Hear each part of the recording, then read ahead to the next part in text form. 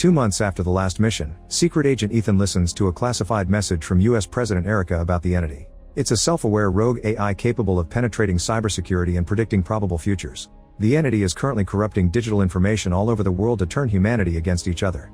It's even inspired a doomsday cult in favor of human extinction, and their fanatics are infiltrating the most important institutions. To stop the Entity, they must find its source code, and the only one who knows its location is Gabriel, but nobody knows how to find him. Ethan has a key that could destroy the Entity, which would completely wipe out all cyberspace and send the world into another war. He's hiding because he's afraid that if the government gets its hands on the Entity, they may use it against other countries. Erica asks Ethan to surrender before the tape self-destructs. Later, Ethan reunites with his old friend Benji, and together they go to a secret room in a subway tunnel where Luther is waiting. Luther has developed a specialized poison capsule virus that can neutralize the Entity when integrated with its source code. But first they need to find Gabriel. In an Austrian prison, Gabriel's former accomplice Paris is being escorted by agents Jasper and Theo.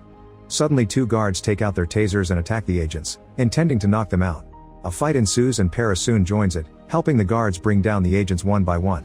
After many punches and kicks, Jasper is knocked out, but Theo takes out his gun. Paris steals a gun and tries to shoot them, but the guards jump in front of her and take off their masks to reveal that they're Ethan and Benji. Paris remembers that Ethan spared her during the last mission, and Theo listens to Ethan when he explains that there are no sides anymore, they have to work together on a global matter. Theo agrees not to arrest them and Ethan asks Paris where Gabriel is. A couple of evenings later, Ethan sneaks into an important party in London. 2 agents see Ethan and get ready to arrest him, however Grace bumps into them and steals their radios and guns. She throws a weapon at Ethan and keeps the other, so the agents can't defend themselves and the duo easily knocks them out. Grace explains that she was sent to find him by the director of Ethan's agency, but admits she thinks Ethan is the only one who can save the world now, so she wants to help him instead of capturing him. When they're about to leave the room, 2 men catch them by surprise and quickly sedate them. Later the duo wakes up to find themselves chained up in a room with a table full of torture tools. A guard comes in and punches Ethan, but he's told to stop by Gabriel, who says he'll kill Luther if Ethan doesn't do what he asks. Gabriel wants him to find a submarine called Sevastopol, which is undetectable by sonar. Many years ago its system was sabotaged by a virus that caused it to sink, and that virus later became the Entity. Since the submarine has been frozen on the bottom of the sea for years, the Entity can't hack into it now, therefore the copy of the virus left in its system can be retrieved and used as the source code. However, Gabriel doesn't want the source code to stop the Entity, he wants to control it. The most shocking information is that the virus that started it all was a code Ethan stole for the government to save his wife many years ago, so he's responsible for the Entity existing now. When Gabriel looks more closely at Ethan, he notices something weird in his mouth. It turns out he's got fake teeth hiding poison in them. Ethan bites them and starts foaming at the mouth, so Gabriel orders his men to revive him. However, Ethan reveals the poison isn't real and quickly beats up both guards. While Grace gets the keys from them to free herself, another guard comes and Gabriel stops him from shooting, reminding him he needs Ethan alive. He tells him to shoot Grace instead and leaves. One of the first men wakes up and rejoins the battle, so Grace and Ethan work together to fight their enemies. Grace almost gets killed, but Ethan grabs some tools from the table and kills both men first in quite a brutal way. Gabriel is running through the corridors to escape, but he's cornered by Paris, Theo, and Benji. Paris wants to shoot him, however Theo reminds her that they need him alive. Then Gabriel runs the opposite way while Grace and Ethan join the chase. Unfortunately, Gabriel locks the doors behind him and manages to escape. In another room, Ethan finds a strange box and Paris explains that's how Gabriel communicated with the Entity. Ignoring Paris' warnings, Ethan gets inside the box and connects his mind to the device. Restraints close around his hands and feet before the Entity talks to him. It shows him many visions that hurt his brain with every shock, including a mysterious vault. The Entity wants Ethan to open the vault and let it get inside. If he doesn't cooperate, the Entity will take control of the world's nuclear arsenal in 4 days and destroy humanity.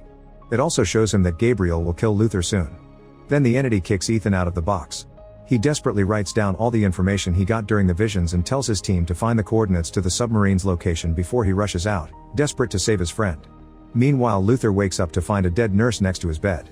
It turns out that Gabriel has locked him up in a strange chamber with a bomb, but first he stole the poison capsule and killed the woman he hired to keep him asleep. By the time Ethan arrives, there are only 3 minutes left. The bomb is so powerful that it may take out the entire city, so Luther is disarming it to contain the explosion. It'll save the city, but it'll kill him and collapse the tunnels. While failing to open the door, Ethan realizes Gabriel wants Luther to die so he can't build another poison capsule. Ethan doesn't want to abandon his friend, but Luther points out that he has no choice and forces him to leave. As Ethan runs through the tunnels, the bomb explodes behind him and kills Luther. When Ethan reaches the street, he's surrounded by Jasper and his men, who take the key from him.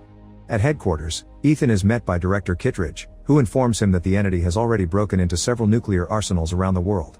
They have a meeting with the entire board including President Erica. After they review Ethan's mission history, he explains that he needs the key and a ship to find the submarine. An argument ensues since the agency still doesn't want to destroy the entity, so Ethan points out they have no choice now that nuclear weapons are under its control.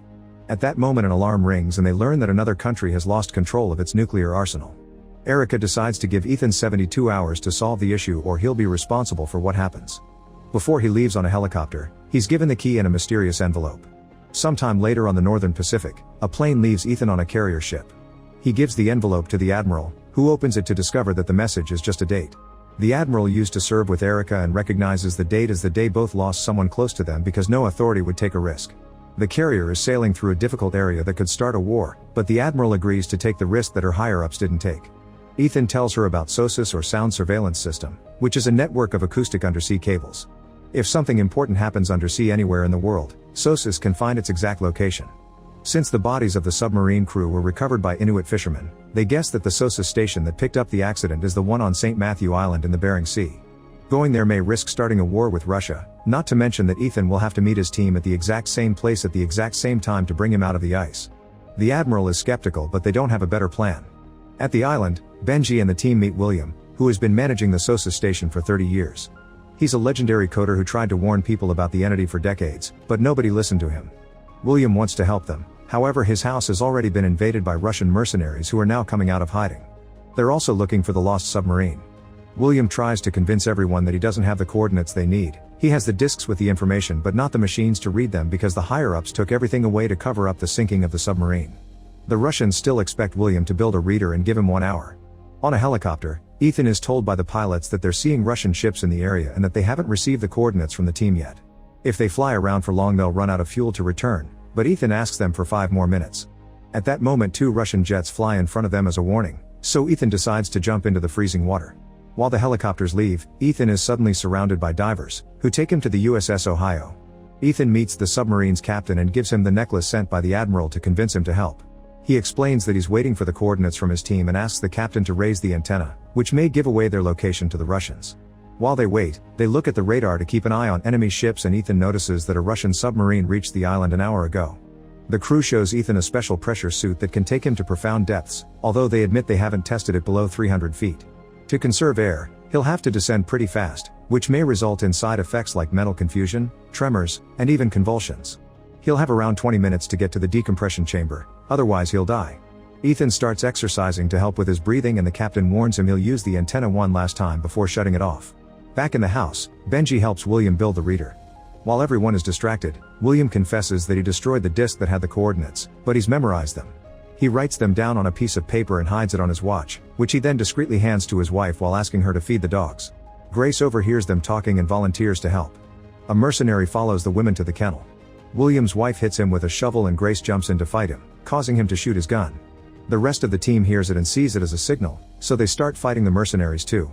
Plenty of punches are exchanged, many weapons are shot, and in the struggle they accidentally knock off some coal from the stove, which lights the house on fire. Everyone just keeps on fighting so William rushes to the radio to send the coordinates. At the same time in the submarine, Ethan is attacked by a crew member with a knife, who is part of the entity cult and doesn't want it to be stopped. The men start fighting all over the room, breaking some pieces of equipment while the captain finally picks up the coordinates. Ethan pushes the guy's face against a rolling machine, but the man still manages to pick up his knife to attack again. When he's about to stab Ethan, another crew member hits the guy from behind to knock him out. In the house, Theo and Paris are doing most of the fighting. Benji tries to help but a bookshelf falls on him and the mercenary leader. Paris is captured, so she hits the guy to force him to shoot and the bullets hit his teammate. This frees Theo, who opens fire at Paris' opponent in return. When the Russian mercenaries realize that William is sending out the coordinates, they decide to run away and let their submarine pick up the transmission. William and the team manage to leave the building before it collapses. Grace leaves with William's wife, who teaches her how to use a sleigh and the words to guide the dogs so she can transport all the pressure chamber equipment to meet Ethan. In the submarine the captain tells Ethan that the coordinates are located near Africa. Ethan thinks that doesn't make sense and searches for the exact opposite point, which marks a place near his current location. William sent them backwards to trick the Russians. As the submarine takes off, they notice that the Russians are following them. Once the submarine reaches the spot from the coordinates, Ethan suits up and the crew reminds him of the limited time he has to pull this off. To help with the pressure, the chamber is filled with water before Ethan opens the door.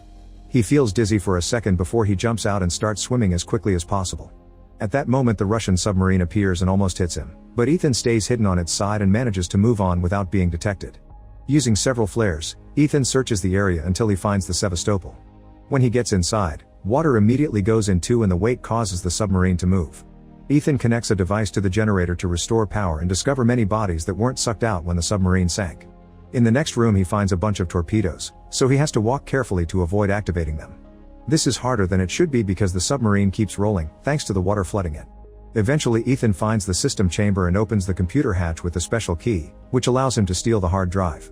As he starts making his way back, he realizes that the submarine has completely tilted and will sink more deeply at any second. He has to swim carefully to dodge the torpedoes, which also keep rolling around. One of them blocks the door, so Ethan will have to escape through the torpedo tube. As he swims toward the tube, the torpedoes roll near him and almost trap him, but thankfully he gets out with some struggle. It takes him some effort but Ethan manages to open the tube hatch too, however there's a torpedo inside. He opens the next hatch and finds it free, but when he tries to crawl through it he discovers that his suit doesn't fit. Ethan has no choice but to rip it off, leaving his skin exposed to freezing water. Soon the tube starts flooding as well, but Ethan pushes through and manages to get out right before the submarine falls. Ethan's helmet gets stuck on the side of the submarine, leaving him with no choice but to let go of it too. The submarine sinks into the abyss and Ethan has to keep swimming in only his shorts with the hard drive hanging around his neck. No matter how hard he swims, Ethan doesn't make it to the surface. His body can't deal with the lack of air and the temperature, so it curls in extreme pain. At that moment he's found by Grace, who pulls him out of the water. She does CPR and puts him in the pressure chamber to revive him. Moments later on the plane, Ethan tells William he remembers him from an old mission. Ethan feels responsible for William being relocated to the Arctic, but William's grateful because this new job allowed him to meet his wife. The team discusses the entity's plan and concludes it must have a place to hide before launching the nuclear attack. William thinks that the safest place is the Doomsday Vault, a top-secret, fully shielded, solar-powered data server. Ethan realizes that's the place the entity showed him in the visions and guesses that Gabriel must already be there. They need to get Luther's poison capsule back from him to combine it with the source code, then that combo will force the entity to enter a 5D optical data drive and capture it there. However, they must pull out the data drive at the exact second to keep the entity from escaping but also to prevent it from launching the nuclear attack. First they'll have to let the entity enter the vault, so they'll have to give the hard drive to Gabriel to let him do the combination and stop him at the last second. In Africa, the team crosses several tunnels until they find the chamber with the vault. Ethan makes the others hide and moves ahead alone until he finds a nuclear bomb.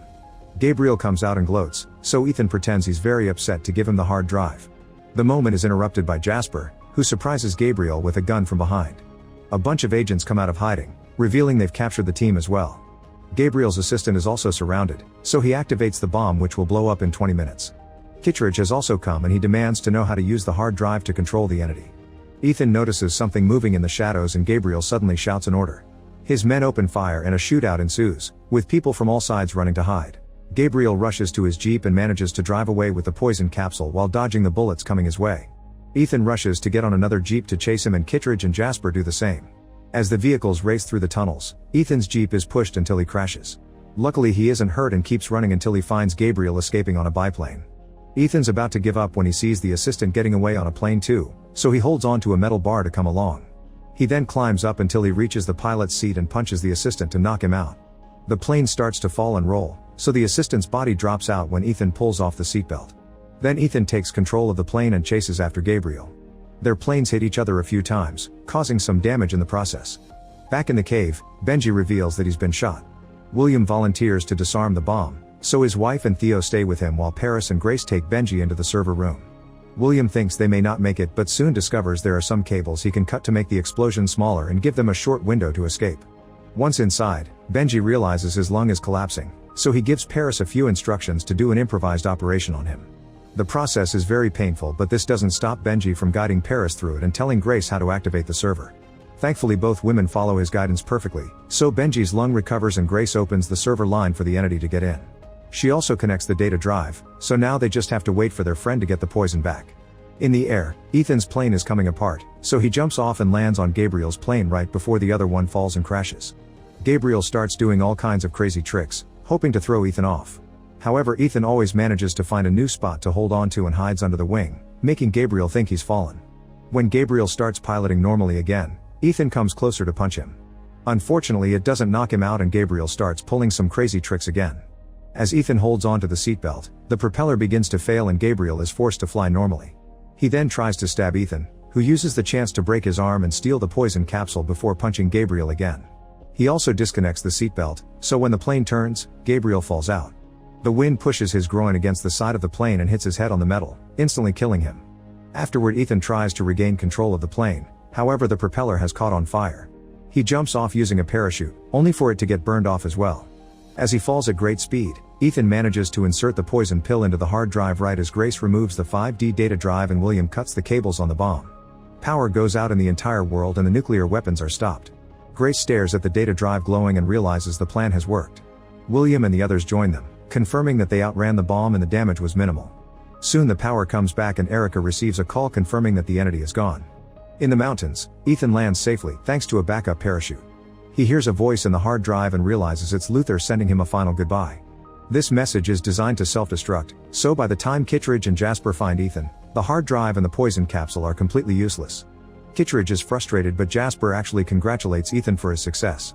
Sometime later the team reunites with Ethan and Grace gives him the data drive with the entity. Then the group splits so they can continue to live in the shadows. Make sure to subscribe and turn on notifications so you can watch more videos like this. Thanks for watching.